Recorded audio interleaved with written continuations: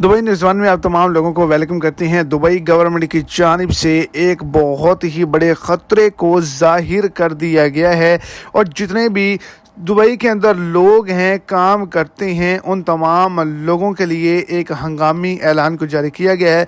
Pakistani passport को ख़त्म किया जा रहा है। जिन भी गैर मुल्कों के पास पाकिस्तानी पासपोर्ट है वो तमाम लोग दुबई के अंदर काम नहीं कर सकते। अगर आप तमाम लोग भी नॉर्मल पासपोर्ट रखते हैं, चिप वाला पासपोर्ट नहीं रखते, तो आपके लिए ख़तरा है। वीडियो की तफसीलात को जानने के लिए वीडियो को एंड तक लाजमी तौर पर देखें ताकि आपको तमाम डिटेल की समझ आ सके। और अगर इस चैनल पर फर्स्ट टाइम है तो लाजमी से चैनल को सब्सक्राइब करें, वीडियो को लाइक करें और अपने दोस्तों तक इसको ज़्यादा से ज़्यादा शेयर करें। अगर आप तमाम लोग वहाँ पे कंपनी के अंडर काम करते हैं तो आपको किसी भी किस्म की परेशानी का सामना नहीं करना पड़ेगा, या फ्रीलांसर आपके पास वीज़ा है तब भी आपको परेशानी का सामना नहीं करना पड़ेगा, नॉर्मल पासपोर्ट चल जाएगा।